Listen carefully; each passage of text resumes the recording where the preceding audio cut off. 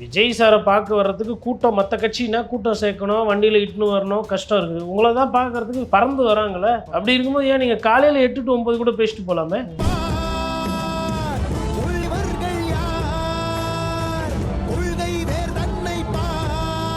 வெயில் டைமில் 12 மணி 12:30 மணி நீங்கள் வந்து பஸ்ஸில் வந்து சொகுசாக வந்து போகிறீங்க. என்னென்னமோ காவல்துறையோடு அவர் ஏதோ ஒப்பந்தம் போட்டிருப்பாரான்னு சந்தேகமாக இருக்குது. ஏன்னா அடிக்கடி பர்மிஷன் இல்லைன்னு அவர் காவல்துறை சொல்கிறார். காவல்துறை லேட்டாக கொடுது. அப்போ ஒரு 4-5 கூட்டம் போட்டால் தேர்தல் வந்து முடிஞ்சிடும் இல்லையா. இவர் ஒரு ஊருக்கு போகிறாருனாவே அந்த மாவட்ட எஸ்பியும் கலெக்டரும் நெஞ்சில் கை வச்சுன்னு ஐயோ அப்பா என் ஊருக்கு வராதப்பா நான் வரேன்.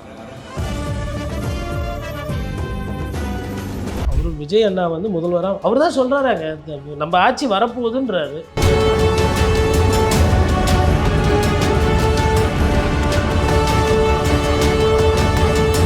விஜய் அவரை பார்த்து கிண்டல் பண்ணுறோம்.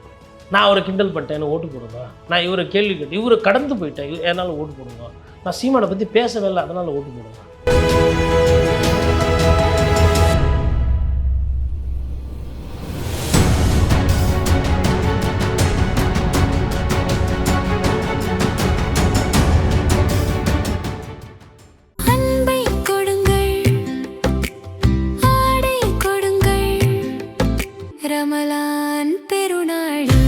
Super Saravana stores. Stalin operating procedure SOP அப்படின்னு ஒன்று சொல்கிறாரு.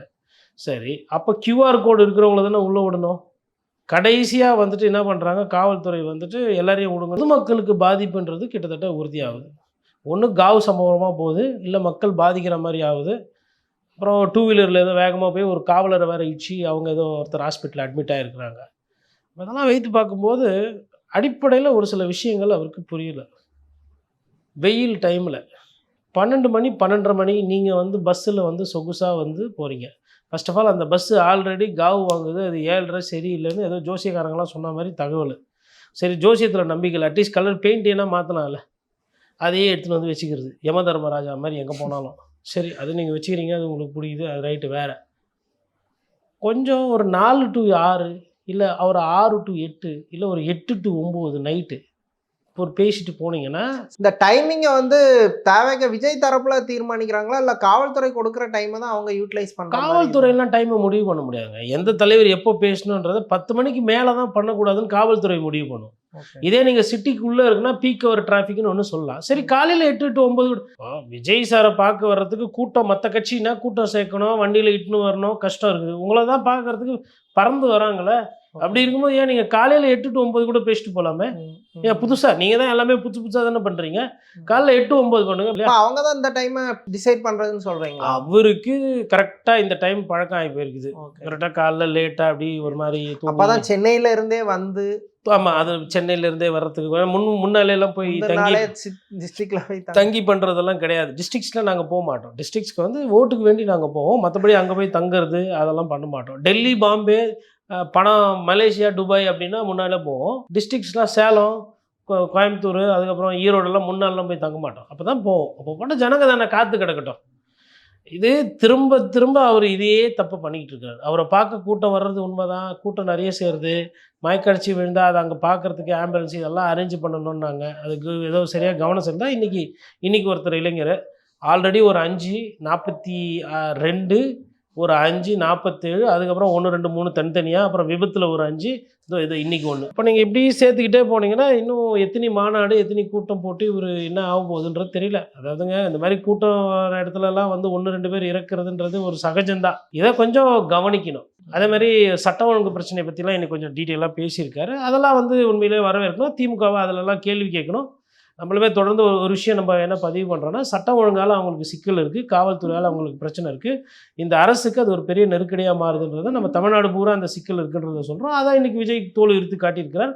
ஒன்றுபடி அதெல்லாம் வரவேற்பு தான். ஓகே, ஆனால் அவர் வந்து தேவைக்க மாநாடு இல்லை தேவைக்க கூட்டம்னா மட்டும் காவல்துறை வந்து அனுமதி மறுக்குது, இல்லை கடுமையான கெடுபிடி பண்ணுதுங்கிறாரு. அது தேவைக்கன்னு புரிஞ்சுக்கணுமா, இல்லை எதிர்கட்சிகளுக்கும் அப்படி இருக்கா, இல்லை விஜய் வந்து இதை வச்சு அரசியல் பண்ணுறாரா?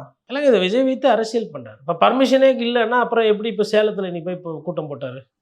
கொடுக்கல அப்படின்னா இது எப்படி நடந்தது? இப்போ ஜனநாயகம் படம் வரல அப்படின்னா வரல. ஆனால் இந்த கூட்டம் நடந்ததா இல்லையா? பாண்டிச்சேரியில் கூட்டம் நடந்ததா இல்லையா? பாண்டிச்சேரிக்கு இப்படி தான் அரசியல் பேசுறீங்களா? பாண்டிச்சேரியில் போய் இதே மாதிரி தான். இப்போ பாண்டிச்சேரிக்கும் இதுக்கு என்ன? அங்கேயும் அதே 5000 பேர் QR கோடு அங்கேயும் டைட் பண்ணாங்க, இங்கேயும் டைட் பண்ணாங்க. ஆனால் பாண்டிச்சேரி நீங்கள் அதை பற்றி பேசலையே. பாண்டிச்சேரியில் வந்து வேற ஒரு முதலமைச்சர், அது ஒரு மாநிலம், யூனியன் டெரிட்டரி அப்படின்னோன்னா அமைதி போயிட்டீங்க. இங்கே வந்து ஓகே திமுக நம்ம எதிர்க்கணும் அப்படின்ற போது திமுகன்ட்டீங்க. அதேமாதிரி இதில் இன்னொரு விஷயம் என்னென்னா, அவர் சொல்கிறாரு எனக்கு தான் இந்த மாதிரி தொடர்ந்து பண்ணுறாங்க, வேறு யாருக்கும் இல்லை. அப்படிலாம் கிடையாது. எல்லா கட்சிகளுக்கும் இந்த மாதிரி காவல்துறை வந்து கெடுபிடி பண்ணும். இது இவ்வளவும் பண்ணியுமே நீங்கள் வந்து அவர் வண்டி போகும்போது 4 பேர் முன்னாடி குறுக்கா முறுக்கா போகிறீங்க. ஏதோ ஒன்று ஆகிப்போச்சு, விபத்து ஆகிப்போச்சு, ஒரு 3-4 பேர் செத்து போயிட்டாங்க. யார் அங்கே கோர்ட்டு சுயமோட்டோவாக எடுக்குதுன்னு வச்சுக்கோங்களேன். 226ல் ரிட்டு போட்டு கோர்ட் வந்து யாருப்பா எஸ்பி, யாருப்பா கலெக்டரு, ஆல்ரெடி விஜய் சார் வந்தால் காவு வாங்கன்னு தெரியுமா தெரியாதா? நந்துருக்குது.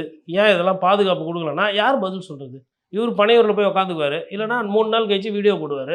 அது வரலாம் அங்கே இருக்கிறவங்களாம் இவர் ஒரு ஊருக்கு போகிறாருனாவே அந்த மாவட்ட எஸ்பியும் கலெக்டரும் நெஞ்சில் கை வச்சுன்னு ஐயோ அப்பா என் ஊருக்கு வராதப்பா, எங்களுக்கு சின்ன மாவட்டம் தாங்காது சாமி அப்படின்ற ரேஞ்சில் தான் இருக்காங்க. அவ்வளோ பெரிய ஒரு ட்ராஜடிக்கு அப்புறமும் இவங்க பெருசாக பாடம் கற்றுக்கிட்ட மாதிரி தெரியல. அவங்க தவைக்க தரப்புலையும் சரி, தொண்டர்கள் தரப்பும் அதே ஆட்டிடியூடில் தான் இருக்கிறாங்களா? அதே ஆட்டிடியூடு. நீங்கள் வேணால் போய் பாருங்கள். ஒரு காவல்துறை அதிகாரி தப்பாக செயல்பட்டார். இன்றைக்கி நான் பார்த்தேன். பேரிகேட் எடுத்து போடுறாரு. தாவேக்காக்கும் பேரிகேடுக்கும் சம்மந்தமே கிடையாது. அவங்க பேரிகேடை பார்த்தாங்கன்னா பாய்வாங்க. தாவேக்கா அப்படி மார்ச் பண்ணின்னு வராங்கன்னா நீங்கள் என்ன பண்ணணும், ஒதுங்கிட்டு வாங்க வருக வருக அப்படின்ட்டு எல்லாருக்கும் இடம் இருக்குது நின்னும். நீங்கள் கெடுபிடி பண்ணிங்கன்னா பாவாங்க தாவாங்க எதனா பண்ணிடுவாங்க. அவங்கள கட்டுப்படுத்தக்கூடாது. அவங்கள வந்து கட்டுப்படுத்துறதோ கட்டுக்கோப்பாக வைக்கிறதுன்றது அவங்க பேச்சு அவங்களே கேட்க மாட்டாங்க. நீங்கள் வேணால் பாருங்கள், ஃபஸ்ட்டு ஓடுறாங்க திபி திபின்னு. ஒரு போலீஸ் என்ன பண்ணுறாரு, ஓடி வராங்கன்னு பேரிகேடை போட்டு வலிக்கிறாரு. யாருக்கு எதை பண்ணணுன்னு இருக்குது. ஒரு சிலருக்கு வந்து பேரிகேடு போட்டால் சரி ஸ்லோ பண்ணணும்னு நினைப்பாங்க. ஒரு சில பேர் பேரிகேடை போட்டால் காலி ஆகிடும். அவ்வளோ பெரிய மைதானம் காலியாக இருக்குது. அந்த மைதானத்துக்குள்ளே போய் தள்ளு உள்ள இல்லாமல் நிற்கலாம். விஜய் சார் வந்து பேர் என்னது, உங்களுக்கு வந்து என்ன சொல்கிறது, ஒரு பதார்த்தம் கிடையாது, உணவு கிடையாது, பந்தி காலி ஆகிட போகுதுன்றது. எப்போ போனாலும் 20 நிமிஷம் அவர் காட்சி தருவார். போய் பார்த்துட்டு கும்பிட்டுட்டு விசில் அடிச்சுட்டு வர வேண்டியது தான். அந்த புரிதல் இல்லை. தள்ளுன்னு ஓடணும். அப்படியே காலி ஆகிட்டாருன்னா விஜய் சார் போகிறதுக்குள்ளே காலி ஆகிற பொருளாக அவர் இருக்க போகிறாரு. அப்போது இதில் வேறு எம்ஜிஆரோட கமெண்ட். அந்த காலத்தில் செல்ஃபோன் கிடையாது, நீங்கள் திருப்பி யூடியூப்லேயோ அதிலே பார்க்க முடியாது, ஒரு வாட்டி தான் பார்க்க முடியும். ஆனால் அவருக்கு வந்ததை விட இவருக்கு கூட்டம் கூட வருதாமா. இது ஒரு மார்க்கெட்டிங். இன்றைக்கும் எம்ஜிஆர் அவர்களை பற்றி பேசுகிறேன். எம்ஜிஆர் உங்கள் கொள்கை தலைவர் இல்லைல்ல, எதுக்கு அவரை பற்றி திருப்பி பேசுகிறீங்க? ஏன்னா உங்களோட அந்த முகமோ உங்களோட அந்த இன்ஃப்ராஸ்ட்ரக்சரோ பலம் இல்லை. அது பலவீனமாக இருக்கிறதுனால என்ன பண்ணுறீங்க, திருப்பி நீங்கள் எம்ஜிஆர் அவர்கள் பேரை வந்து திரும்ப சொல்கிறீங்க. இதே சேலத்தில் இன்றைக்கி சேலம் பிரச்சனை எதுவுமே பேசலை. அப்போ சேலத்தில் இருக்கவங்க ஓட்டு போட வேணாவா? தமிழ்நாட்டு பிரச்சனை நீங்கள் பேசுனீங்க, ரைட்டு வரவே இருக்கிறோம். சேலத்தில் இருக்கிற மக்கள் பிரச்சனை எத்தனை பேசுனீங்க? அப்போது எல்லாமே அந்த மேலோட்டமாக மேயிற மாதிரி ஒரு நுனிப்புள்ள மேய்ஞ்சிட்டு எல்லா நியூஸோட தலைப்பை மட்டும் வச்சு ஒரு அறிக்கை மாதிரி பேசி முடிச்சிடுறாரோ? அதை கடந்து அந்த இஷ்யூவை பற்றி கொஞ்சம் டீப்பாக ட்ரை பண்ணுறது அந்த மாதிரி எதுவுமே ட்ரை பண்ணுறது இல்லையா? எனக்கு உதாரணத்துக்கு சேலம்னா மாம்பழம் நல்லாயிருக்கும். மாம்பழம் பாட்டு மிஸ்ஸிங் ஆகிட்டு இருக்கு. சேலம்னா மாம்பழம் நல்லாயிருக்கும். மாம்பழத்தில் போன வாட்டிலாம் பெரிய விளைச்சலுக்கு பணம் கிடைக்காத பெரிய பாதிப்பு. அதே மாதிரி கள்ளக்குறிச்சியிலேருந்து இந்த சைடு நீங்கள் போகும்போது 8 வழி சாலை, அங்கே ஒரு பிரச்சனை இருக்குது. அதே மாதிரி குவாரி நிறைய எடுக்கிறாங்க, பிரச்சனை இருக்குது, மண் திருட்டு இருக்குது, இதெல்லாம் இருக்குது. அப்போ போயிட்டு மீனவர்கள் போராட்டத்தை பற்றி அங்கே போய் பேசுகிறீங்க. சரி, அதில் எதனா ஒரு 2 விஷயம் ஸ்டாலின் அவர்களை டீசாலினேஷன் பிளான்ட்டு போடுறீங்க, நீங்கள் பாட்டு டீசாலினேஷன் பிளான்ட்டு போடுறீங்க, அதனால் வந்து உப்புத்தன்மை கடலில் அதிகமாக இது இறாலாம் வந்து கிடைக்கிறது இல்லை, மீன் குஞ்சுகள்லாம் வந்து வர்றதில்ல, அதனால் நாட்டு படகுலையும் சின்ன படகுல போகிறவங்களும் மீன் கிடைக்கலன்றது தெரியும். உங்களுக்கு தெரியுமா? நீங்கள் பாட்டு 400 கோடி 500 கோடின்னு திட்டம் தர வைக்கிறீங்க, இதோடைய பிரச்சனை உங்களுக்கு தெரியுமா அப்படின்னு பேசினார்னா இவருக்கு சப்ஜெக்ட் தெரியுதுன்னு அர்த்தம். அப்போ இவர் என்ன நினைக்கிறாரு, இப்போ நம்ம வந்து அந்த திட்டத்தை பற்றி கேட்டிங்கன்னா எனக்கு 2 பார்வை பத்திரிக்காருன்னா. ஒன்று வந்து நான் ஆல்ரெடி பதிவு வச்சுருப்பேன், பேசியிருப்பேன். என்னென்னா தென் சென்னைக்கு குடிநீர் பற்றாக்குறைக்கு அந்த திட்டம் தேவைன்னா தேவை. ஆனால் அதே திட்டம் மீன் வளத்தையோ இல்லை மீனவர்கள்கிட்ட போய் கேட்டிங்கன்னா அவங்களுக்கு அது வாழ்வாதாரம் பாதிக்கும். இது 2 பார்வை. அப்போ எதை செய்யணும், எதை எவ்வளவு செய்யணும், எவ்வளோ செய்யக்கூடாது. சரி, அப்போ இதுக்கு நேச்சுரலாக இருக்குது அப்படின்னா குடிமராமத்து பண்ணுறீங்க, இல்லை நிலத்தடி நீரை நீங்கள் ஊக்குவிக்கிறீங்க, இல்லை மக்கள்கிட்ட வந்து தண்ணியோட செலவை கம்மி பண்ணிவிட்டு அதை இயற்கையாக எப்படி மழை தண்ணியை வந்து பயன்படுத்தி கிணறு குளம் தோண்டி அந்த மாதிரி பண்ணுறீங்க அப்படின்றது வேற. ஆனால் அப்படி பண்ணிங்கன்னா உங்களுக்கு கான்ட்ராக்ட் விட முடியாது. கான்ட்ராக்ட் விட்டால் தான் காசு வரும். இதெல்லாம் இருக்குது. இப்போ ஒரு எடுத்துக்காட்டுக்கு ஒரு இஷ்யூவை இவ்வளோ டீட்டெயிலாக பார்க்கணும். இவர் என்ன பண்ணுறாரு, விஜய் வெல்லவா, விஜய் வெல்லவா, எனக்கு வீடு எங்கே, வீட்டை விட்டு வெல்லவா அப்படின்னு. வீடே தமிழ்நாடு. சரி, இப்போ நீங்கள் பேங்க்குக்கு போகிறீங்க, பேங்க்கில் போய்ட்டு செக் புக்கு கேட்குறீங்க. சார் வீட்டு அட்ரெஸ்ஸு எங்கே சார், வீட்டுக்கு கொரியர் பண்ணவா அப்படின்னு கேட்குறாங்க. தமிழ்நாடு அப்படின்னா அந்த பேங்க் அதிகாரி என்ன பண்ணுவார், இன்டர்வியூவில் ஃபோன் பண்ணி, சார் ஒருத்தர் வந்துக்கிறார் சார், வீடு அட்ரஸ் கேட்டால் தமிழ்நாடுன்றாரு, அதான் பாவம் நல்லவர் மாதிரி இருக்கிறாரு, நடிக்கலான்றாரு, பட் ஆனால் கொஞ்சம் இது டிஸ்டர்ப் ஆகிருக்கிறாரு, என்ன சார் செக் புக்கு கொடுக்கவா இல்லை இப்போ அனுப்பிச்சிட்டு அதுக்கப்புறமா கொரியர் பண்ணிக்கலாம். இதுதான் நடக்கும். சரி, ஸ்டேஷன் போகிறீங்க, போலீஸ் ஸ்டேஷனில் ஒரு பஞ்சாயத்து, ஒன்றும் இல்லை, உங்கள் வீட்டில் இருக்கிற ஒரு செல்லமாக வளர்க்குற நாய்க்குட்டி வெளியில் வந்துச்சு பனையூரில், திடீர்னு போயிட்டாங்க. இவர் போகிறதில்ல, ஒரு வேளை இவர் போகிறாரு ஸ்டேஷனில், போயிட்டு மாதிரி நாய்க்குட்டி காண போச்சு, வீட்டு அட்ரஸ் கொடுப்பாங்க தமிழ்நாடு அப்படின்னா ஏற்றுக்குவாங்களா? உங்களுக்கு நீங்கள் தமிழ்நாட்டில் இருக்கீங்கன்ற எங்களுக்குலாம் தெரியும்.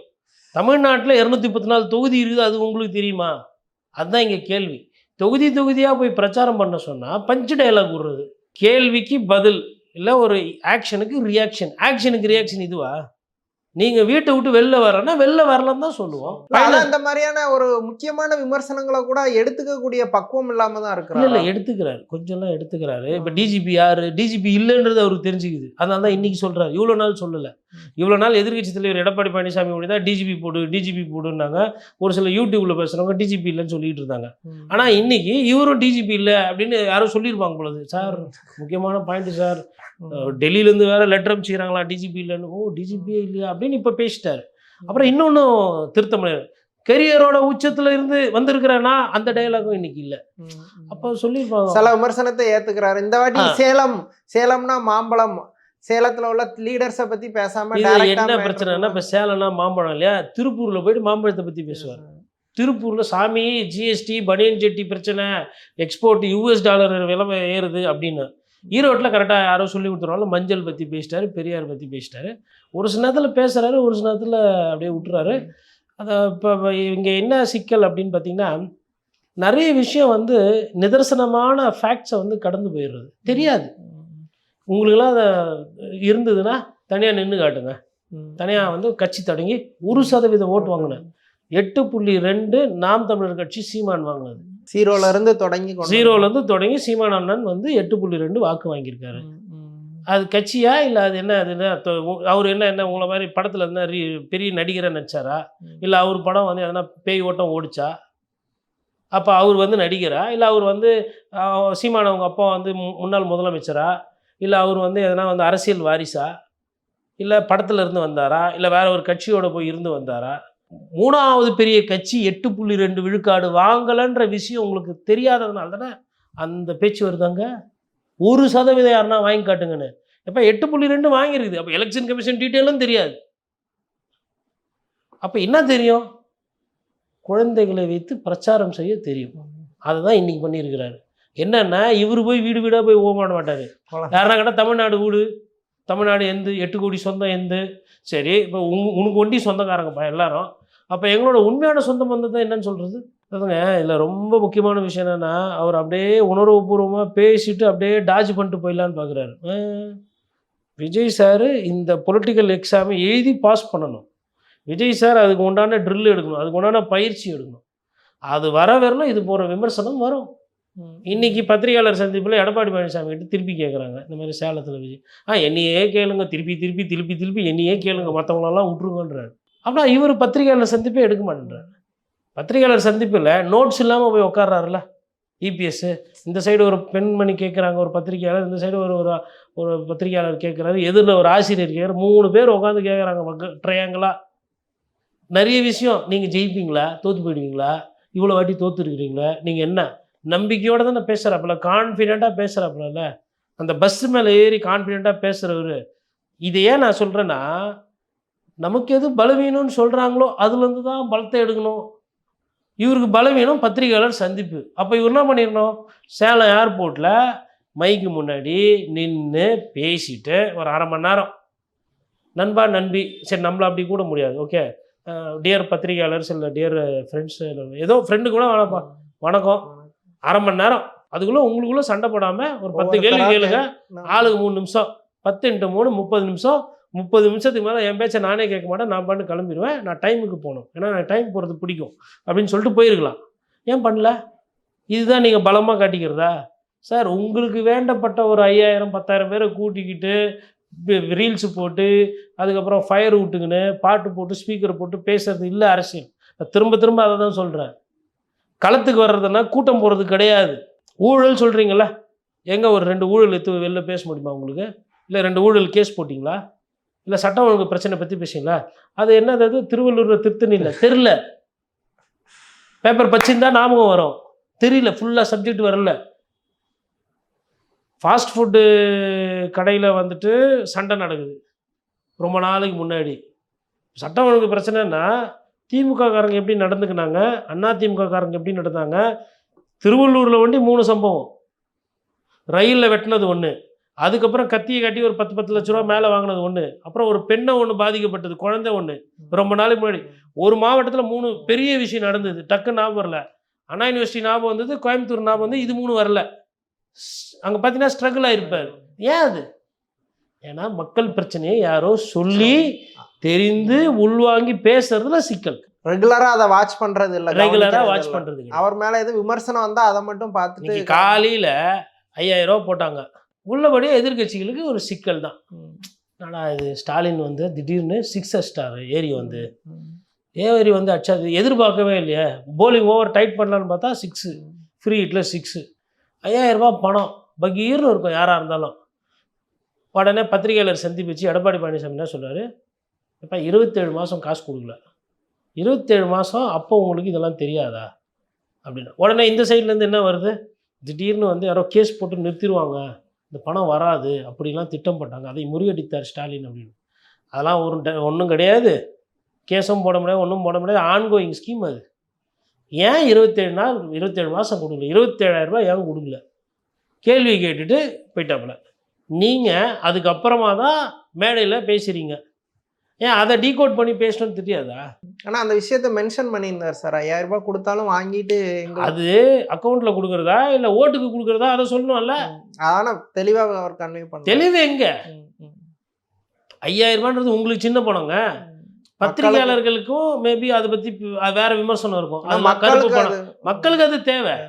என்ன கேட்டிங்கன்னா 5000 ரூபா வந்து எல்லாருக்கும் குத்தா அது கஜானாவில் இருக்காது, தூய்மை பணியாளருக்கு காசு கொடுக்க காசு இல்லை, ஒப்பந்த தொழிலாளிக்கு காசு இல்லை, நர்ஸுங்களுக்கும் டாக்டருக்கும் காசு இல்லை, டீச்சருக்கு காசு இல்லை. நான் பேசுவேன் அரசாங்கம் இது பண்ணலாமான்னு. பொதுமக்கள் என்ன சொல்லுவாங்க, வரவேற்பாங்க, நல்ல விஷயம், எங்களுக்கு வருது இல்லை காசு. பொதுமக்கள் அப்படி தானே பார்ப்பாங்க. அப்போ இவர் காலைல ஒருத்தர் 5000 ரூபா போட்டுக்கிறாரு, மதியம் ஒருத்தர் பத்திரிகையாளர் சந்திக்க போகிறாரு, அது சம்மந்தமாக அதை பற்றி பேசணும்னு தெரியாது. 8.2 விழுக்காடு ஓட்டு ஒருத்தர் வாங்கியிருக்கிறாரு, அதை பற்றி தெரியாது. டிஜிபியே மனப்பாடம் பண்ணி வச்சு ஏன் ஒரு 3-4 அதிகாரி பேர் சொல்லி இந்த அதிகாரி தான் வந்துடணும், இந்த அதிகாரி வரல சொல்லியிருக்கலாம் இல்லையா? ஏன் சொல்லலை? சரி, அதெல்லாம் கூட ரைட்டு. 1.5 கோடி ரூபாய் பணம் கட்ட சொல்லி கோர்ட்டு சொல்லிச்சு இல்லையா? ஊழலை பற்றி பேசினீங்களே, கருப்பு பணம் சம்மந்தமான விஷயம். ஒரு தன்னிலை விளக்கம் ஏதோ தன்னோட தொண்டர்கள் கிட்ட, என்னங்க பணமா 1.5 கோடி கட்ட சொன்னாங்கங்க, கோர்ட்டில் கேஸ் ஆகி போச்சு, தீர்ப்பு வந்தது, மேல்முறையீடு போனோம், நாங்கள் வழக்கறிஞர் கூப்பிட்டேன். இப்போது ஏன்னா உங்களுக்குலாம் தெரியணும், வர்ச்சுவல் வாரியர்ஸ் என்னோட நண்பி 1.5 கோடி கட்ட சொல்லிவிட்டு பெனால்ட்டி போடுறது தான் போட சொல்லுங்கள், சேர்த்து கட்டுங்க, ஜனகத்துக்கு தானே போகுது, நாட்டுக்கு தானே போகுது இப்படி சொன்னாங்க அப்படின்னா, அப்போ பரவாயில்லப்பா. அப்போது என் மீது வர விமர்சனத்துக்கு கப்சுப்பு. ஜனநாயகம் படம் ரிலீஸ் ஆகாமல் அவங்களுக்கு என்ன தேவை, வந்தவங்களுக்கு ஜனநாயகம் எப்போ ரிலீஸ் அது சொல்லலை. ஜனநாயகம் அப்டேட் கொடுக்கல, 1.5 கோடி ரூபா பணம் கட்டுவோமா சொல்லலை. அதுக்கப்புறம் என்ன பண்ணியிருக்காரு, குழந்தைகள் அணியை தயார் பண்ணுறாரு. என்னன்னா குழந்தைகள் போயிட்டு குட்டீஸ் அப்பா அம்மாவை போய் என்ன பண்ணோம், விஜய்க்கு ஓட்டு போட சொல்லி வீடியோ எடுத்து டிக்டாக் போட்டு ட்ரால் போட்டு போடணும். நான் நிறைய வீடியோஸ் பார்க்குறேன். ஒரு மெச்சூர்டான விஷயத்த சொல்ல வேண்டிய இடத்துல விஜய் குழந்தைங்களெல்லாம் மிஸ்கைட் பண்ணுறாரு. அவர் அண்டர் 18 ஆர் அதுக்கும் அண்டர் 15 அந்த குழந்தைங்களெல்லாம் அவர் வந்து மிஸ்கைட் பண்ணுறாரா, நீங்கள் போய் அப்பா அம்மாவை கம்பல் பண்ணுங்க, அந்த மாதிரியான விஷயங்கள்லாம் ஒரு சீனியர் ஆக்டர் ஆர் ஒரு பொலிட்டீஷியனாக இந்த மாதிரி விஷயத்த குழந்தைங்கிட்ட சொல்லலாமா? அதான் இப்போது ரொம்ப முக்கியமான இடம் அது. அதில் இவர் என்ன பண்ணுறாருன்னு போகிறோம், ஆல்ரெடி கொரோனா வந்தவொன்னே செல்ஃபோனை தூக்கி கசங்கிட்ட குத்தத்துலேருந்து எதுவும் ஃபோனை தூக்கி கீழே வைக்க மாட்டேது. அப்பா எதிரில் உட்காந்தாலும் சரி, அம்மா கூப்பிட்டாலும் சரி காது கேட்கறதுலாம் உக்காந்து அதையே பார்த்துட்டு நோண்டிக்கிட்டு இருக்கீங்க. இதில் இவர் வந்து செல்ஃபோனில் வீடியோ எடுத்து போடுங்க. யாரை போடணும்? இவர் ஜெயிக்கிறவாரு, இவர் வருவார், இவர் ஓட்டு போடணும்னு சொல்லி அவங்க பிரச்சாரம் பண்ணுமா. குழந்தை தொழிலாளியே இருக்கக்கூடாது, குழந்தைங்களுக்கு இந்த மாதிரி டிஸ்டர்பன்ஸ் இருக்கக்கூடாதுன்றாங்க. இப்போ மாணவர் அணியை பற்றி இவர் பேசினாருன்னா கூட என்னால் புரிஞ்சுக்க முடியுது.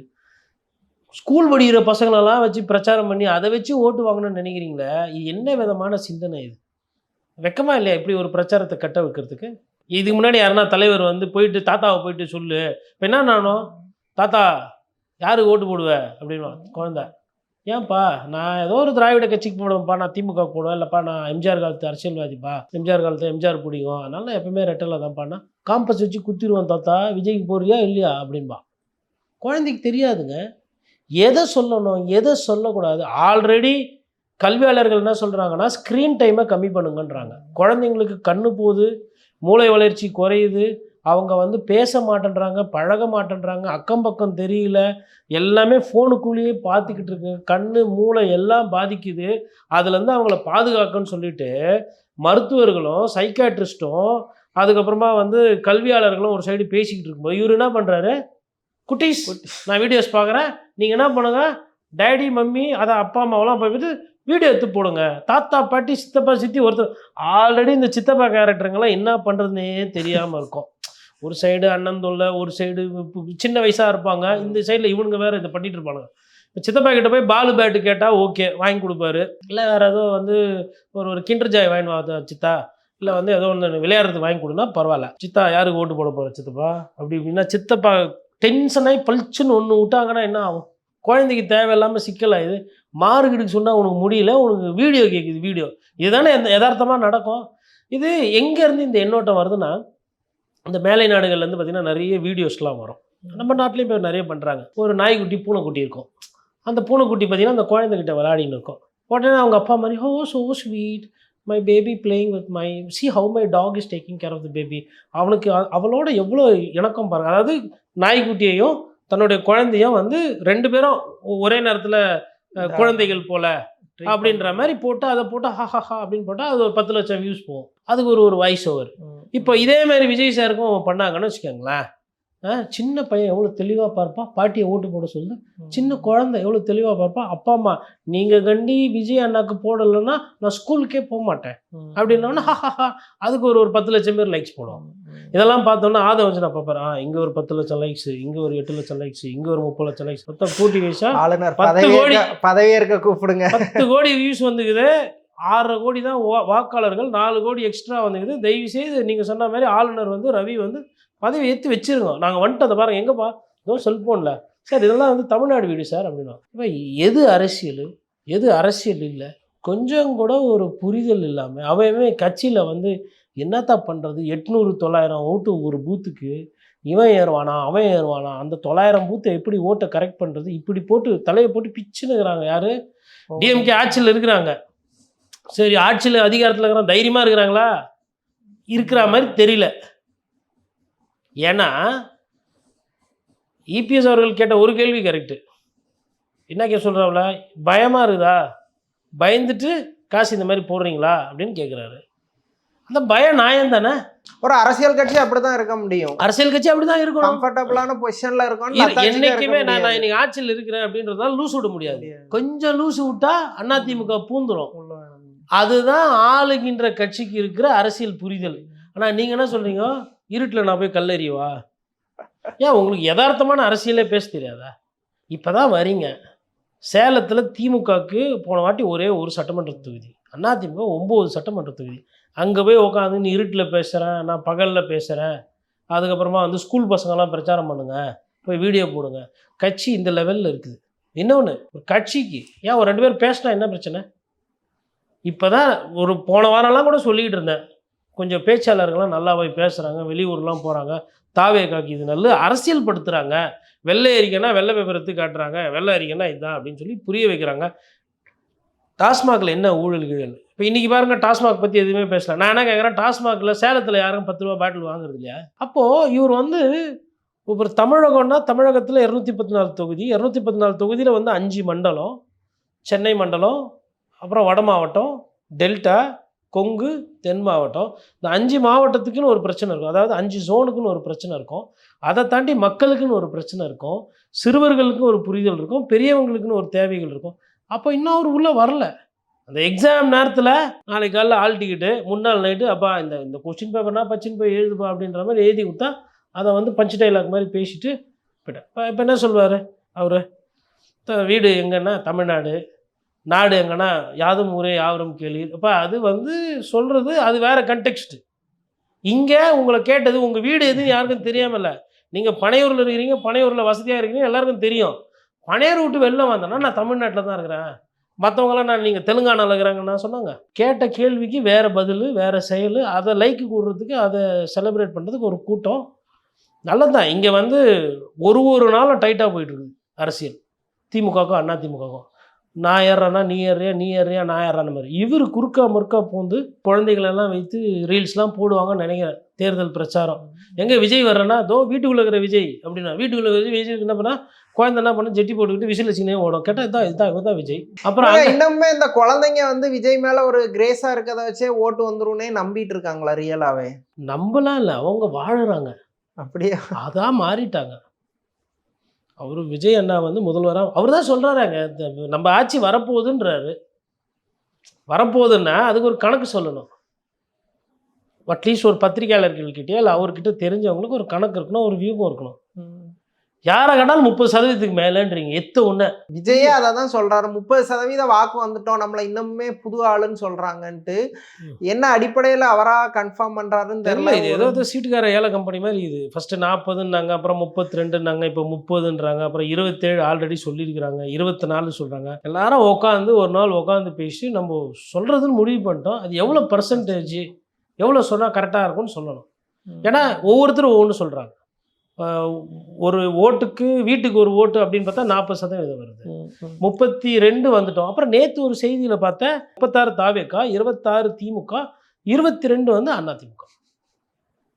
இப்படி ஒரு கணக்கு வந்து வருதுன்னு தெரியல.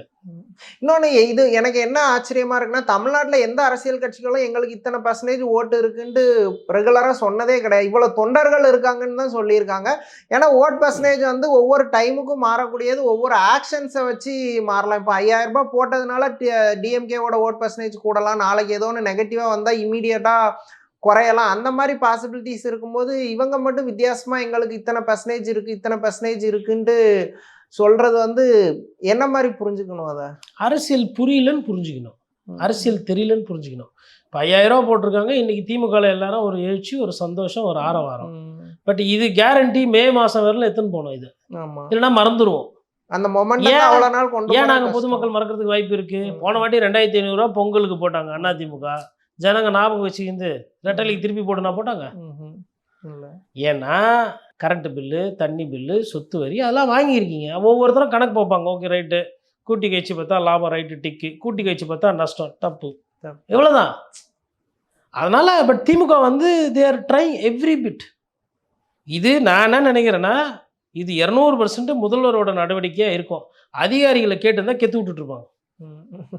சார் கடன் ஆகிடும் சார், அது பண்ண முடியாது சார், சம்பளம் கொடுக்க முடியாது சார். ஆனால் நீங்கள் ஒண்டி எல்லாம் ஹோண்டா சிட்டி காரில் நல்லா போவீங்க வசதியாக, உங்களுக்கு எல்லாம் நடக்கணும் அதிகாரிகளுக்கு. அதே அரசு துறையில் இருக்கிறவங்க யாருக்குன்னா வேலை பணிமணம்னா அப்போ பணம் வராது. அரசாங்கத்துக்கு முக்கியமானவங்களுக்கு வேண்டிப்பட்ட துறைக்கு இலாக்காக்கள் எல்லாம் நடக்கும். ஸோ அப்போ நான் என்ன நினைக்கிறேன்னா, இவர் எதனா ஒரு முடிவு எடுத்திருப்பார். யாருன்னா போய் சொல்லியிருப்பாங்க, சிக்கல் இருக்குது, நிறைய தொகுதி மைனஸில் இருக்குது, எதனா ஒன்று பண்ணி ஆகணும். அதனால் எல்லா அஸ்திரத்தையும் தூக்கி ஒரே ஒரு ஆள் வந்தாலும் கட்சியில் சேர்த்துக்கிறாங்க. எஸ்சி சேகர் வந்தாலும் சேர்த்துக்குங்க. அந்த சைடு வந்து சின்னதாக அதாவது எல்லா விஷயத்தையும் முடிச்சுட்டு யாரும் எந்த கட்சியிலேருந்து வந்தாலும் சேர்த்துக்கிறாங்க இல்லையா. அந்த ஒரு துறை மைத்ரேயன் வந்தால் சேர்த்துக்கிறாங்க. ஏன்னா மைத்ரேயன் வந்து ஒரு சுயேட்சையெல்லாம் நின்று ஜெயிச்சிருக்கிறாரு. அப்போ அதிகமான அது மாதிரி வந்தாலும் சேர்த்துக்கிறாங்க. எனக்கு என்னென்னா, இவர்கள் யாருமே சரி, எனக்கு தனிப்பட்ட இது கிடையாது. ஆனால் ஐயா மைத்ரேயன் போன்றவர்கள்லாம் என்றைக்குமே வந்து அண்ணாவையோ பெரியாரையோ தூக்கத்தில் கூட நினைக்காதவங்க. நானாச்சும் பெரியார் மீது விமர்சனம் பண்ணுவேன், ஆனால் அண்ணாவை பற்றி என்றைக்குமே இது பண்ண மாட்டேன். ஆனால் தேவைன்னு வரும்போது அவங்களெல்லாம் கூட சேர்த்துக்கிறீங்க. அப்போது இது எதுக்கு இதெல்லாம் பண்ணுறீங்க? அப்போது உள்ளே ஏதோ சிக்கல் இருக்குது, ஆன்டி இன்கம்பன்ஸ் இருக்குது. அதனால் அவர் வந்து ஒவ்வொரு நாளும் யோசித்து இன்னொன்று நம்மவர்கள் என்ன தப்பு பண்ணுவாங்களோ அப்படின்றத அவர் உணர்ந்துருக்கிறார். இந்த எம்எல்ஏக்களால் ஒரு சில இடத்துல கெட்ட பேர், காவல்துறையால் ஒரு சில இடத்துல கெட்ட பேர், இது சரி செய்யணும்னு சொல்லிட்டு முதலமைச்சர் அன்றாடம் உழைத்து கொண்டிருக்கிறார். கண்டிப்பாக உழைக்கும் போது அதுக்கு ஒரு ரிசல்ட் இருக்கும். நான் அதை இல்லைன்னு சொல்லலை. அந்த விஷயம் தான் விஜய் பண்றதே கிடையாதுன்னு புரிஞ்சுக்கலாம். விஜய் அவரை பார்த்து கிண்டல் பண்ணுவார். நான் அவரை கிண்டல் பண்ணிட்டேன், என்ன ஓட்டு போடுங்க. நான் இவரை கேள்வி கேட்டு இவரை கடந்து போயிட்டேன், என்னால் ஓட்டு போடுங்க. நான் சீமானை பற்றி பேசவே இல்லை, அதனால் ஓட்டு போடுங்க. சார், நீங்கள் என்ன செஞ்சு காட்டியிருக்கீங்க? இன்றைக்கி வெயில் டைமில் யாருமே இந்த 12 மணி 2 மணிக்கெல்லாம் கூட்டுறது இல்ல. அதான் ரொம்ப ஆச்சரியமா இருக்கு. ஒண்ணு ஏர்லியரா பிளான் பண்ணுவாங்க, அல்லது சார் அவர் வசதிக்கு வேண்டி பண்றாரு இதெல்லாம். ஓகே, முழுக்க நான் வந்து காலைல ஏஞ்சி அவர் காலையில சென்னையில இருந்து வரதுக்குள்ள டைமை கால்குலேட் முன்னாள் நைட்டு வந்து சேலத்துல படுக்க வேண்டியதானே? ஏன் சாதாரணமாக தொண்டை வீட்டிலலாம் தங்க மாட்டிங்களா? சரி, ஹோட்டலில் தங்கினா சிக்கல், ஹோட்டலில் கூட்டம் வந்து யாருன்னா புர்கா கிர்கா போட்டு தொண்டை வீட்டில் தொங்க வேண்டியதானே? ஏன் எம்ஜிஆர்லாம் போகலையா, பழகலையா, ஊர்லலாம் போய் தங்கலையா? நரிக்குறவர்கள் பார்த்த இடத்துல கல்யாணத்துக்கு நோட்டீஸ் வச்சப்போ சொன்ன வார்த்தைக்கு வேண்டி போயிருக்கிறாரு கல்யாணத்துக்கு. சொல்லிட்டேன், அந்த நரிக்குறவர் யாரும் தெரியாது, பணம் வர போகிறதில்ல, பிரச்சார நிதி கொடுக்க போகிறதில்ல, போய் பிரச்சாரம் பண்ண போகிறது கிடையாது. வார்த்தை பார்த்துட்டாங்க, கேட்டுட்டாங்க, வாக்கு கொடுத்துட்டேன், போகிறேன் வரேன். ஒரு தொண்டை அனுப்புகிறான், எனக்கு கல்யாணம், என் குடும்பத்தில் கல்யாணம்னு. அவர் பார்த்துடுறாரு, அமிச்சவன் ஏதோ அனுப்பணும்னு அனுப்புகிறாப்புல. பார்த்துட்டாரு தாம்பரத்தில் சேத்துல, அதாவது நடிகராக இல்லை, நடிகராக இருந்து அரசியல்வாதியாக மாறி முதலமைச்சராக ஆகி வேட்டியை மட்சி கட்டிக்கின்னு சேத்துல போய் அந்த கல்யாணத்தை போய் பார்த்துட்டு வர்றாரு. ஐயா காமராஜர் ஒருத்தர் போய் நோட்டீஸ் வைக்கிறாரு, என் வீட்டில் திருமணம் வந்துடணும்னு. நீ வந்து நோட்டீஸு கொடுப்ப, உன் வீட்டில் கல்யாணம்னா அதுக்காக நான் முதலமைச்சராக இருக்கிறேன், எனக்கு வேறு வேலையெல்லாம் இல்லை, வந்துட்டான் நோட்டீஸ் தூக்கின்னு போய் வேறு வேலையை பாருன்னு சொல்லிட்டு ரொம்ப மோசமாக பேசி அனுப்பிச்சிடுறாரு. கூட இருக்கவங்களாம் என்னங்க இப்படி பேசிட்டாரு. அப்புறம் பார்த்தா காலையில் காமராஜர் முதலமைச்சரோட காரை அந்த மண்டபத்தில் போய் நிற்கிது. அவர் உள்ளே இருக்கவர் ஒன்றும் புரியல, வந்து ஏய் காமராஜ் என்ன வந்துட்ட அப்படின்னு. இது வந்து ஐயா நெல்லைக்கண்ணன் பேசியிருப்பார் அழகாக. அதை பேசிட்டு அதுக்கப்புறம் திருச்சி வேலுசாமி போன்றவர்கள்கிட்ட இங்கே சூழலில் ராமலிங்கம் சொல்லிட்டு இவங்களாம் வந்து காமராஜரோட தீவிர பக்தி, ஒரிஜினல் காங்கிரஸ்காரங்க. நீங்கள் போய் 10 லட்ச ரூபா கொடுத்தா கூட வேறு கட்சிக்கு போக மாட்டாங்க. 10 கோடி கொடுத்தாலும் காமராஜ் பிரீடு ஒன்று இருப்பேன் போவேன், அது மாதிரி. எதுக்குன்னா இவரும் காமராஜர் படம் போட்டு இருக்கிறார் பேக்ரவுண்டில், கொள்கை தலைவராக இவருக்கு. அப்போ காங்கிரஸ் கிட்டேருந்து காமராஜரை உருகணும். அண்ணாவை வந்து எம்ஜிஆர் கட்சியிலேருந்து அதிமுகலேருந்து அண்ணாவை வந்து திமுக அதிமுகலேருந்து உருவணும், எம்ஜிஆரை அதிமுகலேருந்து உருவணும், அம்மையார் ஜெயலலிதாவை அங்கேருந்து பிரிக்கணும். என்ன புரிதல் இது? அம்பேத்கரா விசிகாலேருந்து சொந்தமாக ஒரு சிந்தனை இல்லை, ஒரு விஷயம் கிடையாது. போட்ட தலைவர்கள் 10ல், அதனால் எல்லாரையும் சேர்த்துக்கிட்டு அவர் காமராஜர் போய் அந்த கல்யாணத்தில் போயிட்டு பார்க்கும்போது, நீ வரமாட்டேன்னு நினச்சேன் காமராஜர், என்னை திட்டுனேன். ஏய் முதலமைச்சர்னா கடன் வாங்கி பண்ணுவேன், கடன்காரன் ஆயிடுவேடா, கடன்காரன் பாவி, கடன்காரனாக ஆயிடுவேடா, அதனால தான்டா வந்தேன், பசிக்குது சோறு போடுன்னு சொல்லிட்டு சாப்பிட்டு போனார். அதெல்லாம் வந்து கட்டுக்கதை, reels, TikTok, long shot, crane ஷாட்லாம் இல்லை, நடந்த சம்பவம். இந்த மண்ணில் நான் படித்தவன் படிக்காதவன் ஏன் அதை பிச்சு வருது? ஏன்னா நீங்கள் படிக்கல. நீங்கள் என்ன ஆக்ஸ்ஃபோர்டில் எதனா டிகிரி வாங்கிட்டு வந்தீங்களா? அதெல்லாம் யாருமே கேட்கலையா? அனுபவத்தை பற்றி தானே பேசினாங்க. உங்களோட படிப்பறிவை பற்றி யாருன்னா போய் கேட்டாங்களா? எதுக்கு நீங்கள் படிப்பறிவை பற்றி பேசுனீங்க? நீங்கள் யாருன்னா சார்ல்ஸ் டார்வின் சொந்தமா, இல்லை ஈன்ஸ்டீன் E=MC² விளக்கம் கேட்டாங்களா? படிப்பை பற்றி யாருமே பேசலையே. படிப்புனா காமராஜர் படித்தாரா, அவர் படித்தார், அதெல்லாம் கேட்கல. அனுபவத்தை தான் கேள்வி கேட்டாங்க. ஸோ அனுபவத்துக்கும் படிப்புக்கும் வித்தியாசம் தெரியாது. எது வாக்கு சதவீதம், எந்த கட்சி வாங்குச்சு, எது கட்சி 2ஆவதாக இருக்குது, எந்த கட்சி 3ஆவதாக இருக்கா தெரியாது. காலையில் இன்றைக்கி 5000 ரூபா பணம் போட்டுக்கிறாங்களே, ஒரு அரசியல் கட்சி நடத்துகிறமே, அதுக்கு அரசியல் ரீதியாக ஒரு கவுண்டர் கொடுக்கணும், இல்லை அதற்கு ஒரு எதிர்வினை ஆட்டணும் தெரியாது. எந்த மாவட்டத்தில் உட்காந்து யாரை பற்றி இருட்டில் இருந்து பேசுகிறோன்னு சொல்லிட்டு அவ்வளோ தைரியம் திராணி தெம்பு இருந்தால் எடப்பாடியில் நான் வந்து நிற்கிறேன்னு சொல்லியிருக்கணும். இன்றைக்கி உண்மையிலே இருட்டு கல்லில் விட்றேன் அப்படின்னா சரி எதிர்க்க வேணாம் சாமி, what is your action? Sometimes வார்த்தைகள் விடுறது கிடையாது. Action speaks. men will come, men will go, but only your action will remain. செயல் சொல்லல, செயல். சேலத்தில் நான் எதுவும் பேசலை, சேலத்தில் நிற்கலான்னு முடிவு பண்ணியிருக்கேன். ஒரு வார்த்தை சொல்லியிருக்கலாம் இல்லையா? ஓகே சார், தமிழ்நாடு அரசியல் குறித்து பல விஷயங்களை விரிவாக பேசுனீங்க, ரொம்ப நன்றி. நன்றி. தமிழ்நாடு அரசு சார்பில் மகளிர் உரிமை தொகையை 5000 ரூபாயை முன்னக்கூட்டியே கொடுத்துருக்காங்க. இது வந்து எலெக்ஷனில் எவ்வளோ பெரிய இம்பாக்டை கொடுக்கும், ஒரு எதிர்க்கட்சிகள் ஒரு பேனிக்கை கொடுத்துருக்க அந்த விஷயம். கண்டிப்பாங்க அது வந்து ஒரு ரெஸ்பான்ஸ் வரும். ஏன்னா உங்களுக்கு காலையில் திடீர்னு 5000 கிரெடிட் ஆனோன்னா குஷி ஆகிடுவீங்கல்ல. நான் நிறைய வாட்டி இதை பேசிக்கிறேன். மக்களை யார் குஷிப்படுத்துகிறாங்களோ அவங்க மக்களுக்கு திருப்பி அவங்கள குஷிப்படுத்துவாங்க. அந்த வகையில் முதல்வர்கிட்ட யாரோ போய் சொல்லியிருப்பாங்க பொழுது, ஐயா சொத்து வரி, தண்ணி வரி, கரண்ட்டு பில்லாம் நிறைய போட்டோம், கோவப்பட்டாங்கன்னா வம்பா போயிடும், அதனால் நம்ம வந்து ரிலீஸ் பண்ணோம்னா அவரும் அதிகாரிகள் பேச்செல்லாம் கேட்காம அவராக போட்டிருப்பாருன்னு தான் நான் நினைக்கிறேன். ஏன்னா செய்யணுன்ற எண்ணம் ரொம்ப முக்கியம். நீங்கள் அதிகாரிகளை கேட்டிங்கன்னா கெடுத்து விட்ருவாங்க. அப்போ அந்த மாதிரி வந்திருக்கு. கண்டிப்பாக இது வந்து உள்ளபடியே ஒரு வரவேற்பு தான், அதிலெல்லாம் மாற்றுக்கிறது கிடையாது. ஆனால் ஜனங்க ஞாபகம் வச்சுக்குவாங்களா அப்படின்றது சிக்கல். ஏன்னா நீங்கள் வந்து வருஷம் கொடுக்கல, நீங்கள் தேர்தல் நேரத்துக்கு தான் கொடுக்குறீங்கன்றத நீங்கள் பணம் போட்டுன்னு இருக்கிற அதே நேரத்தில் பிரதான எதிர்க்கட்சியாக இருக்கிற அதிமுக ஒரு விமர்சனம் வைக்குது. இப்போது விஜய் அவர்கள் எப்பவுமே லேட்டாக தான் ரியாக்ட் பண்ணார். ஒரு 3-4 days ஆகும். 2000 ரூபாய் 3000 ரூபாய் கொடுப்பாங்க, வாங்கிக்கணும். அது ஓட்டுக்கு காசா இல்லை இந்த காசா எந்த காசுன்னு தெரியல. ஃபஸ்ட்டு அவருக்கு புரியணும், ஃபஸ்ட்டு எழுதி கொடுக்குறவங்களுக்கு புரியணும், அப்புறம் அவருக்கு புரியணும். அவருக்கு புரிஞ்சவுடனே அதுக்கப்புறம் எதனா ஒரு கூட்டத்தில் தான் அவர் பேசுவார். அறிக்கையெல்லாம் விட்டாது அந்தளவுக்கு எடுபடாது இந்த மாதிரி விஷயம். அந்த கூட்டத்துக்கு 10 நாள் ஆச்சு, 15 நாள் ஆச்சுன்னு எதனா ஒன்று சொல்லுவார். எனக்கு என்னமோ காவல்துறையோடு அவர் ஏதோ ஒப்பந்தம் போட்டிருப்பாரான்னு சந்தேகமாக இருக்குது. ஏன்னா அடிக்கடி பர்மிஷன் இல்லைன்னு அவர் காவல்துறை சொல்லுவார். காவல்துறை லேட்டாக கொடுது. அப்போ ஒரு 4-5 கூட்டம் போட்டால் தேர்தல் முடிஞ்சிடும் இல்லையா? கேட்டால் எனக்கு பர்மிஷன் கொடுக்கல, என்ன விடலை இப்படியே சொல்லிட்டு போயிடலாம் பாருங்கள். அதனால் இப்போ காலைல எழுந்து நீங்கள் பயிற்சி பண்ணுறீங்க, ஒரு கிரவுண்டுக்கு போனோன்னா காலைல எழுந்து நீங்கள் கிரவுண்டுக்கு போயிடுவீங்க, பயிற்சி எடுப்பீங்க. நீங்கள் கிரவுண்டுக்கு போகக்கூடாதுன்னா நீங்கள் என்னெல்லாம் சொல்லலாம்? கூட்டாண்ட நாய் பற்றினது, திருவிளக்கு இல்லை, சைக்கிள் பஞ்சரு, வரும்போது பஸ் இல்லை, அப்புறம் ஆட்டோக்காரன் 150 ரூபா கேட்டார், அதுக்கப்புறம் அப்பாவுக்கு உடம்பு சரியில்லை, அப்புறம் அம்மா வந்து நான் காலையில் அம்மாவுக்கு வேண்டியதெல்லாம் பண்ணிட்டு வரேன், கதை இதெல்லாம் இருக்கும். ஆனால் இதெல்லாம் சொல்லாமல் ஒருத்தர் போய் இருட்டாக போய் பயிற்சிட்டு ஓடிக்கிட்டு இருப்பார் பாருங்க, அந்த மாணவன் தான் ஓட்டப்பந்தயத்தில் தங்கம் அடிப்பான். விளக்கம் கொடுப்பவர்கள் அல்ல. ஸோ அப்போ இவர் வந்து என்ன, சாருக்கு எது பிடிக்கும்? விளக்கம் கொடுக்குறது பிடிக்கும். அதனால் அது அப்போ இந்த 5000 ரூபா வரும்போது இன்னும் அவரு உண்டான விளக்கத்தை இதுக்கு கொடுக்கல, அது ஒன்று கொடுக்கணும். இப்போது 2000 ரூபா வந்து அதிமுக அனௌன்ஸ் பண்ணாங்க. உடனே திமுகலையுமே வந்து 2000 ரூபா கொடுக்க சொல்லி உத்தரவு போயிருக்கு. அப்போ அதிமுக ஒரு விஷயத்தை செஞ்சது, திமுக அதுக்கு ரியாக்ட் பண்ணியிருக்கு.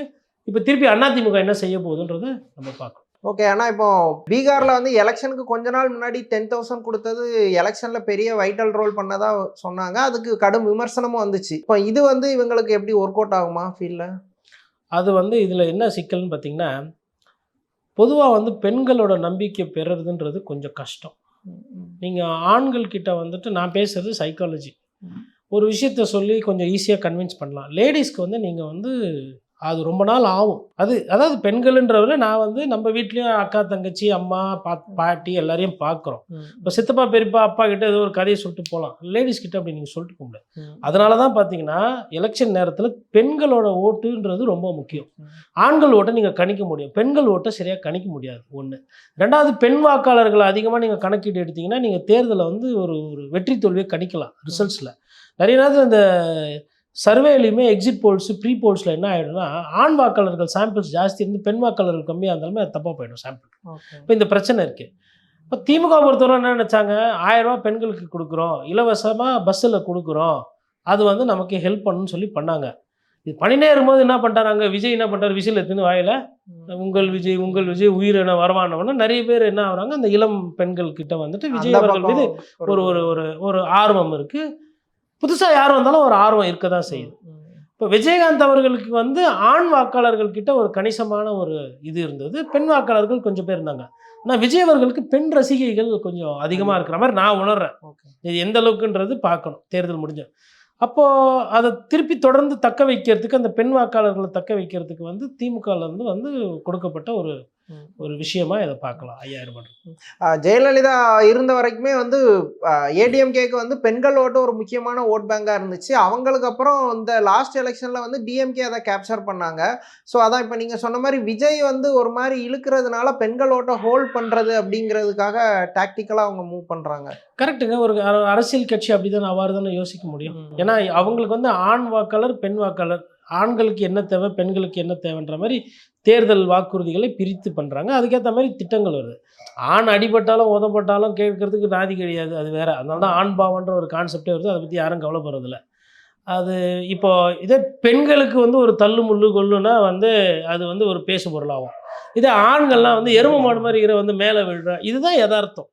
ஒரு பேருந்தாகட்டும் எதுவாகட்டும் ஆண்கள் தான் வந்து பாதுகாப்பாக தள்ளி போனோம் 10 அடி. அதுதான் இயற்கை. ஓகே. ஒரு பெண்கள் நிறைய இருக்கிற பேருந்தில் நானும் இச்சிக்கினே போவேன்னா அது ஒழுங்கினமாக போயிடும். அப்போது இருக்குது. இப்போ ஆணை பொறுத்தவரைலாம் இது வந்து எப்படியா இருந்தாலும் ஏதோ ஒன்று போட்டுன்னு போ, அதை பற்றி பிரச்சனை கிடையாது. நீ டாஸ்மாகில் எக்ஸ்ட்ரா காசு கொடுத்தான்னா சீரழிஞ்சா என்ன, உன் லிவர் நாசமாக போனான்னா உன்னை இப்படி தான் நடத்துவேன். நீ வந்து எனக்கு வந்து வரி கட்டணும், உழைக்கணும், கரண்ட் பில்லு எல்லாம் குடும்ப தலைவர் மேலே தான் அதிகமாக வரும். குடும்ப சுமை பெண் மேலே வரும். இப்போ குடும்ப செலவுன்றது வேற, குடும்ப சுமைன்றது வேற. அப்போது திமுகவில் பொறுத்தவரை ஓகே, பெண் வாக்காளர்களுக்கு பெண்களுக்கு ஒரு கொடுக்கணும். அதுவும் குறிப்பாக பெண்களுக்கு பாதுகாப்பு இல்லை, பெண்களுக்கு சேஃப்டின்றது பிரச்சனையாக இருக்குது, இந்த போதையால் பெண்கள் பாதிக்கப்படுறாங்கன்னு ஒரு சைடு விஜய் வந்து அதை அதிகமாக ஏற்றிட்டு வர்றாரு. அப்போ அதை அதிகமாக ஏற்றிட்டு வரும்போது இந்த சைடில் வந்து பேலன்ஸ் பண்ணணும். இது இப்படியே போச்சுன்னா வந்து நாட்டில் வந்து பெண் குழந்தைகள் பெற்றால் சந்தோஷப்படுற மாதிரி ஆகும் ஃப்யூச்சரில். ஒரு வகையில் நல்லது தான், அது தப்பு சொல்ல முடியாது. அது அப்போ பெண் வாக்காளர்களுக்கு அங்கே வந்து ஒரு கடும் போட்டி வந்து நடக்கிறத நம்ம பார்க்கலாம். ஒரு சைடு திமுக வந்து அவர்களை, ஏன்னா அம்மையார் ஜெயலலிதா மறைஞ்சாச்சு, அந்த பெண் வாக்காளர்கள் யங் வாக்காளர்கள்லாம் மைக்ரேட் ஆகியிருக்காங்க. நிறைய பேர் போட்டிருந்தா மேபி அதிமுக ஆட்சி வந்திருக்கலாம். அப்போ அது ஒரு பிரச்சனை. அப்படி இருக்கும்பொழுது திமுக அதை தக்க வைக்கிறதுக்கு ஒரு சில திட்டங்கள், ஒரு சில விஷயங்கள் கொண்டு வந்திருக்கிறாங்க. அதில் விஜய் வந்து ஓட்டையை போடுறாருன்னும் போது அவங்க மாறி மாறி அதை அவங்களுக்குள்ள அதை பிரிக்கிறதுக்கு உமன் ஓட் பேங்கை செக்யூர் பண்றதுல ரொம்ப கான்சியஸா இருக்கிறாங்க. அதுதான் அதுக்கு பொருள்.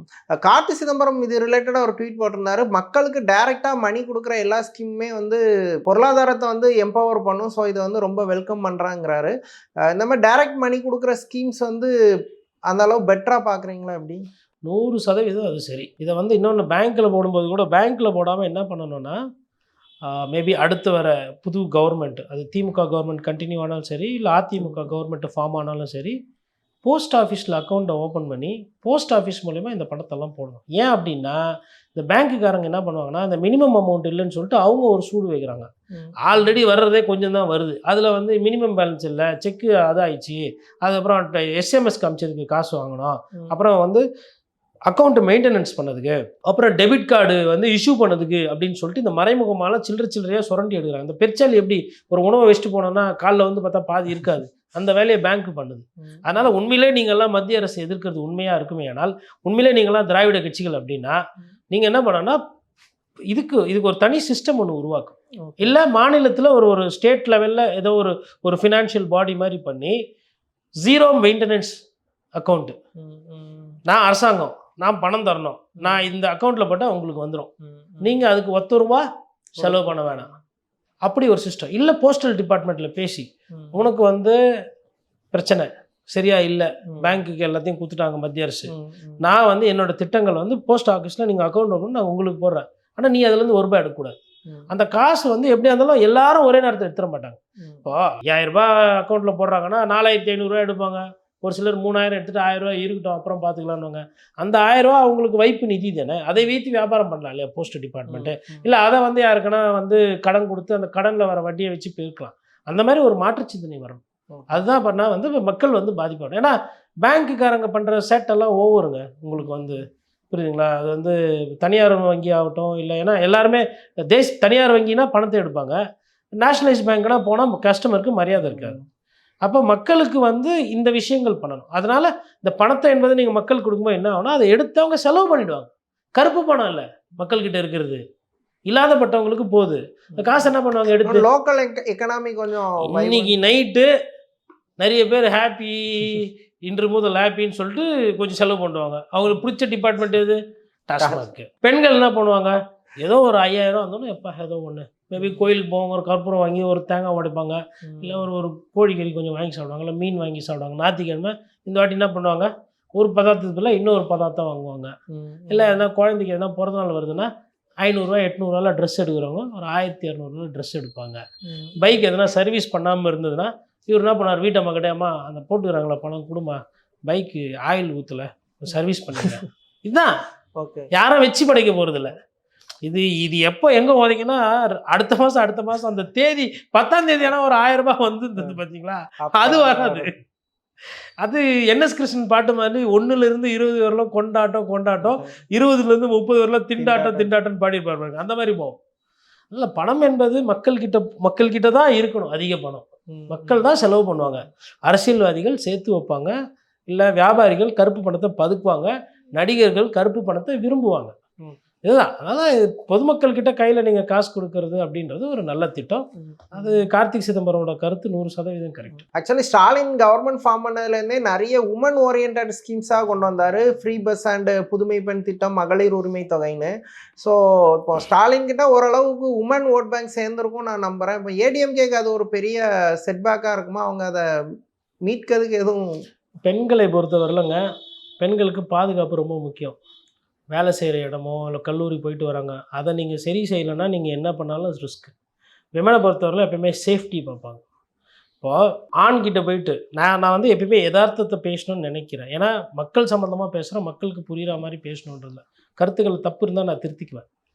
நீ ஒரு ஆண்கிட்ட போயிட்டு ஒரு பெண்ணை வந்து கல்யாணம் பண்ணிக்க அப்படின்னா அவங்க வந்து பார்க்க அழகாக இருக்காங்களா, படித்தவங்களா இருக்காங்களா அப்படின்ற மாதிரி நீங்கள் கன்வின்ஸ் பண்ணலாம். பெண்களை பொறுத்தவரை நீங்கள் போய்ட்டு ஒரு வரனை காட்டுறீங்கன்னா நிறைய கேள்விகள் வரும். நல்லவனா, கெட்டவனா, வச்சு காப்பாற்றுவானா, கஞ்சி ஊற்றுவானா, அடக்கமாக இருப்பாப்பலையா, எத்தனை பேர் குடும்பத்தில், கல்யாணத்துக்கு அப்புறம் எப்படி, கல்யாணத்துக்கு முன்னே, இது மாதிரி நிறைய கேள்விகள் வரும். அதுவும் இப்போது ஐயா பாரதி கண்ட புதுமை பெண்கள் அதிகமாக வர காரணத்தினால் நிறைய பேர் கேள்விகள் கேட்குறாங்க. அப்படி இருக்கும்போது பெண்களை பொறுத்தவரையிலும் அது தவறு கிடையாது. அந்த அவேர்னஸ் அவங்களுக்கு அடிப்படையிலே ஜாஸ்தியாக இருக்கும். இந்த கேள்வி கேட்கணும், புரிஞ்சுக்கணும்னு நினைக்கிறது நிறைய இருப்பாங்க. சீக்கிரத்தில் ஒருத்தர் எடுத்தவங்க நம்ப மாட்டாங்க. அது வந்து அப்படி இருக்கும் பொழுது ஸ்டாலின் ஐயா வந்து அவங்கள கவர்றதுக்கு திட்டங்கள் கொடுத்துக்கிட்டே இருக்கார். நீங்கள் ஒரு சில விஷயம் அவங்களுக்கு சரியாக செய்யலை, இல்லை வீட்டில் இருக்கவர் போயிட்டு அம்மா தாயே கரண்ட் பில் எவ்வளோ வந்துக்குது பாருமா அப்படின்னு மே மாதத்தில் காட்டுறாரு வச்சுக்கோங்க, ஓட்டு போகிறதுக்கு முன்னாடி. இல்லை மார்ச் மாதத்தில், ஏப்ரல் மாதத்தில் ஏசி எல்லாம் நீ போட்ட, நீ உனக்கு கொடுத்த 3000 ரூபாய் இதிலே போயிடுச்சு அப்படின்னு காட்டுறாருன்னு வச்சுக்கோங்களேன், சிக்கல். இன்னொன்று, இதில் இன்னொரு பிரச்சனை, இளம் விதவைகளுக்கு ஒரு சிலருக்கு இப்போ வந்து இந்த பணம் வந்து வராமல் இருந்தது, இப்போ வந்திருக்கு. ஓகே. அப்போ ஒரு நேரத்தில் வந்து இது என்ன, இது திடீர்னு தகுதி இருக்குதுன்றீங்க, தகுதி இல்லைன்றீங்க, அப்புறம் போடுறீங்க அப்படின்றதெல்லாம் வரும் இல்லையா? அப்போ யாருன்னா அங்கே போயிட்டு கையில் கணக்கு எடுத்து, ஏம்மா உனக்கு 25,000 ரூபா வந்துடணும், 5,000 ரூபா தான் கொடுத்துக்குறாங்க, 20,000 ரூபா கொடுக்கலன்னா இந்த 8th பாஸ் பெருசா ஃபெயிலு பெருசான்ற மாதிரி ஆயிடுச்சுன்னு வச்சுக்கோங்களேன். அண்ணா நான் 8ஆம் கிளாஸ் பாஸுண்ணே, நீங்கள் 10ஆம் கிளாஸ் ஃபெயிலுண்ணே அப்படின்ற மாதிரி, ஆனால் 20,000 வரலண்ணே அப்படின்னு அந்த பிரச்சாரத்தை மேபி திமுக எதிர்த்து அதிமுக வச்சதுன்னா அது ஒரு சிக்கல். அப்புறம் விஜய் அவர்கள் வந்து இதை பேசிக்கிட்டே இருப்பார். விஜய் அவர்கள் வந்து இதை பற்றி பேசுவார். அப்போ இது வந்து இது கொடுத்ததுனால வந்து கம்ப்ளீட்டாக வெற்றி அப்படின்னு இல்லை. இதே வந்து இது தொடருது, இல்லை இது நெருக்கத்தில் இது மாதிரி பண்ணியிருந்தாங்க அப்படின்னா அதோட இம்பேக்ட் இன்னும் பெட்டராக இருந்திருக்கும். பட் இது கண்டிப்பாக இம்பேக்ட் தான். இது வந்து ஒரு நல்ல திட்டம், ஒரு முன்கூட்டியே பணம் போட. ஆனால் அதுக்கு சொல்லக்கூடிய அந்த கதை இருக்கு பாருங்க, அதுதான் ரொம்ப அந்த ரீசன் பொருந்தாமல் இருக்குது. பொருந்தாமல் அது உண்மைக்கு புறம்பானது. அதாவது ஆன்கோயிங் ஸ்கீமை வந்து யார் நிறுத்துவா? இதுவரை நிறுத்தியிருக்காங்களா? நீங்கள் கொடுக்கணும்னு ஆசைப்பட்டீங்க, கொடுங்க. அதை கௌரவமாக இல்லை வேறு எதனா புதுசாக ஒரு பேரை வச்சு கொடுங்க. இப்போ கலைஞர் மகளிர் திட்டம் இருக்குல்ல, அப்பா உதவித்தொகை, அதில் 1000 ரூபாய், இதில் 1000 ரூபாய், 2000 ரூபாய் கொடுத்தோம், அப்படியே கண்டினியூ பண்ணுறோன்னு சொல்லுங்கள். இன்னும் தப்பாகி போச்சு. அப்போது சரியாக பயத்தில் சரியாக சிந்தியாமல் தானே செயல்பட்டுக்கிறீங்க. இதுக்கு ஒரு சிலர் அனுப்புகிறாங்க நமக்கே, இது வந்து பயங்கரமாக சீக்கிரட்டாக வச்சுருந்தாங்க, இது வந்து நைட்டோட நைட்டாக பார்த்தாங்க, பேசினாங்க, இப்படி பண்ணாங்க, அப்படி பண்ணாங்க, கோர்ட்டுக்கு போய் கேஸ் போடுறதா இருந்தது. அப்புறம் ஒருத்தருக்கு ஃபோன் பண்ணேன், யார் அனுப்பிச்சது? இல்லை இதுதான் பேசினாங்கன்னு. வேறு செய்திக்கும் பிளான்ட்டுக்கும் வித்தியாசம் தெரியலன்னா தொழில் இருக்காது, ஓடி போயிடு. இது மாதிரி விஷயத்தெல்லாம் அனுப்பாதீங்க. இது வந்து அதிகாரிக்கும் இதுக்கும் தான். இது மேபி முதலமைச்சரே எடுத்து பண்ணியிருப்பார். மற்றபடி அதிகாரிகளோட சிந்தனையிலேருந்து உதிர்ந்தது, அங்கே இருந்தாங்க, இவர் இப்படி பார்த்தாரு, ஃபைல் அப்படி பார்த்தாரு, திரும்பின இடம்லாம் போராட்டம் நடக்குது. அதற்கு வந்து ஒரு சரி செய்யறதுக்கு முடியல. அது மாதிரி ஒரு சில சிக்கல்கள் இருக்கு. ஓகே. ஆனால் இது வந்து கண்டிப்பாக திமுகவுக்கு இந்த அறிவிப்பு ஒரு பூஸ்டாக கொடுக்கும். குறிப்பாக அரசுக்கு மேலே இருக்க கோபம் இருக்கு இல்லைங்களா? ஏன்னா 4 வருஷம் தாண்டினா கோபம் ஏறும். அதாவது இது எப்படி சொல்லுவாங்கன்னா, டெய்லி ஒருத்தர் வந்து இட்லி தோசை போட்டிருப்பாரு, மறந்துடுவாங்க. ஒரே ஒரு நாள் பிரியாணி குத்துருப்பாரு. அது ஞாபகத்துல அந்த புண்ணியவாணி பிரியாணி குத்தாப்புல டெய்லி இட்லி இட்லி தானே குத்து பிரியாணி குத்தாப்புல. ஜனங்களை வந்து நீங்கள் வந்து சாதாரணமாக வென்றெடுக்கிறதுன்றது அவ்வளோ சுலபம் கிடையாதுங்க. நீங்கள் ஜனங்களை வென்றெடுத்து திருப்பி திருப்பி தேர்தல் அடிக்கணும்னா நீங்கள் எம்ஜிஆர் மாதிரியோ இல்லை வந்து ஒரு ஒரு ஐயா காமராஜர் மாதிரியோ, ஐயா காமராஜரே தோற்று போயிருக்கிறாரு. நான் என்ன எடுத்துக்காட்டு சொல்கிறது இல்லை, கலைஞர் மாதிரி சட்டமன்ற தொகுதின்னு வரும்போது அவர் தோக்க மாட்டார். அது முழுக்க 24 மணி நேரமும் மக்கள் மீதே தான் இருக்கணும் சிந்தனை. கலைஞர் சொன்ன அந்த லைன் தான் அல்டிமேட்டு. நம்மால் பயன்பெற்றவர்கள் என்றைக்குமே நமக்கு விசுவாசமாக இருந்து நமக்கு சாதகமாக இருப்பாங்கன்னு நினைக்கக்கூடாது. அன்றாட அவர்களை தேவைகளை அடிக்கடி பூர்த்தி செய்தால் தான் அரசியல் செய்ய முடியும் அப்படின்றது தான். அது அடிப்படையில் உண்மை. அந்த உண்மை புரிஞ்சதுனால தான் அவர் எம்எல்ஏவாக நின்று தோத்ததே கிடையாது. பீப்புள் வந்து மல்டிபிள் ஃபேக்டரை டிசைட் பண்ணி தான் ஓட் போடுவாங்க. அதாவது திடீர்னு 2 நாள் கரண்ட் இல்லை வீட்டில் கடுப்பாயிரும். கடுப்பாகி நானாக பண்ணுவேன் போயிட்டு அங்கே போயிட்டு இப்போ யாருப்பா அப்படின்னு அப்படியே பார்ப்பாங்க. திடீர்னு விஜய் பாட்டு நல்லா இருந்தது நான் விஜய்க்கு போட்டேன். ஆமாம், திடீர்னு விஜய் இல்லை விஜய் வீட்டுக்கு வந்து ஃபோட்டோ எடுத்துன்னு போயிட்டாருப்பா. அவ்வளோதான். விஜய் ஒன்றும் பண்ணலை, என் வீட்டுக்கு வந்து ஃபோட்டோ எடுத்துன்னு போயிட்டாரு. நான் எப்படி பார்த்தா இன்னைக்கு 5000 ரூபா தான் பெருசு. இந்த 5000 ரூபாய்க்கு முன்னாடி விஜயோட பிம்பம் அதெல்லாம் வந்து என்ன கேட்டால் கிடையாது. பணம் 10 செய்யும். புரியுதுங்களா? விஜய் அவர்களே அரசியலுக்கு பணத்துக்கு தான் வந்திருக்கிறாருன்ற மாதிரி தான் நான் புரிஞ்சுக்குவேன். என்ன கேட்டிங்கன்னா இன்றைக்கி திமுக அதிமுகலாம் பணத்துக்காக அரசியல் பண்ணுறாங்கன்னா எனக்கு சந்தேகம் இருக்குன்னுவேன். விஜய் மீது நான் வைக்கக்கூடிய சந்தேகத்தை அவங்க மீது நான் வைப்பேன். ஏன்னா நான் வந்து ஒரு விமர்சகராக எல்லாரையும் அப்படி தான் பார்க்கணும். கட்சிக்காரர் கிடையாது நம்ம. அது மாதிரி பார்க்கும்போது அந்த சந்தேகம் எல்லாருமே வரும். அப்போ பொதுமக்களுக்கும் அந்த சந்தேகம் இருக்கும் தானே. அவங்க ஒண்டி எதுக்கு அப்படியே நம்பணும்? காவல்துறை உங்கள் நண்பன் சொல்கிறாங்க, பொதுமக்கள் பார்க்குறாங்க. இப்போது அவங்கள சொல்லுங்க, காவல்துறை உண்மையிலே நண்பன் மாதிரி தான் நடந்துக்குதான்னு. அப்போ நான் அதை கேட்டுக்கிறேன். நண்பனை பார்த்தா ஒரு பயம் வருதா இல்லையா?